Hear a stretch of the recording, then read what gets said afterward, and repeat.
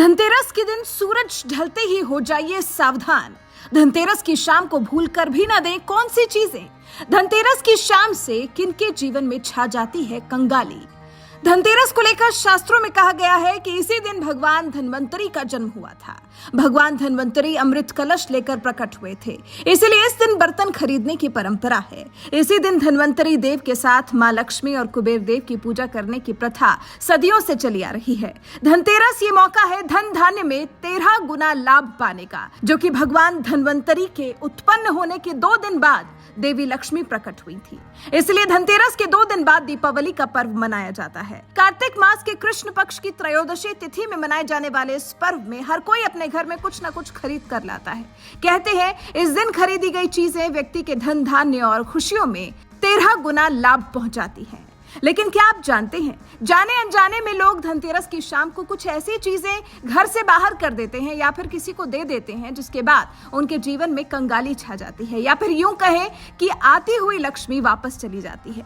आइए जानते हैं धनतेरस के दिन सूरज ढलते ही किन चीजों को भूलकर भी किसी को नहीं देना चाहिए। धनतेरस की शाम ना करें ये काम।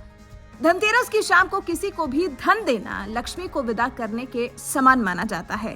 धनतेरस की शाम को ना तो किसी से उधार लें और ना ही दें। ऐसा करने से आर्थिक स्थिति खराब होने की आशंका बनी रहती है। धनतेरस में क्या देने से चली जाती है बरकत।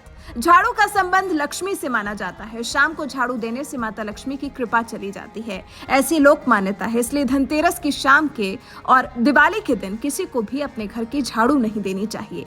कई स्थानों पर तो बरकत के लिए धनतेरस पर लोग झाड़ू भी खरीदते हैं। धनतेरस की शाम क्या खासकर ना दें। धनतेरस और दिवाली की शाम को भूलकर भी प्याज लहसुन न दें। इनका संबंध केतु ग्रह से माना गया है और धनतेरस की शाम को प्याज देने से ग्रहों का अशुभ प्रभाव बढ़ जाता है। इसलिए धनतेरस की शाम को प्याज और लहसुन देने से बचना चाहिए।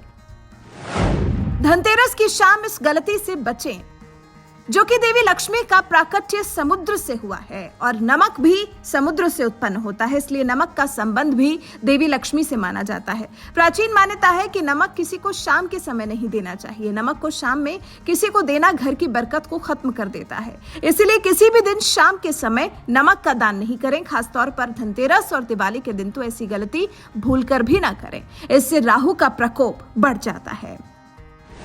धनतेरस की शाम किसी को क्या ना दें। चीनी भी सूर्यास्त के समय और खास तौर पर धनतेरस और दिवाली के दिन किसी को उधार या दान में नहीं देनी चाहिए। दिवाली की कथा में जिक्र मिलता है कि गन्ना देवी लक्ष्मी को अति प्रिय है। गन्ने के कारण ही देवी लक्ष्मी को किसान के घर में रहना पड़ा था। गन्ना से ही चीनी तैयार होती है। ऐसे में मान्यता है कि दिवाली धनतेरस पर चीनी किसी को दान देने या उधार देने से घर की लक्ष्मी भी चली जाती है। तो इस धनतेरस जमकर खरीदारी कीजिए। धन्वंतरी देवी के साथ मां लक्ष्मी और कुबेर देव की पूजा कीजिए और भूलकर भी बताई गई चीजों का दान मत कीजिए।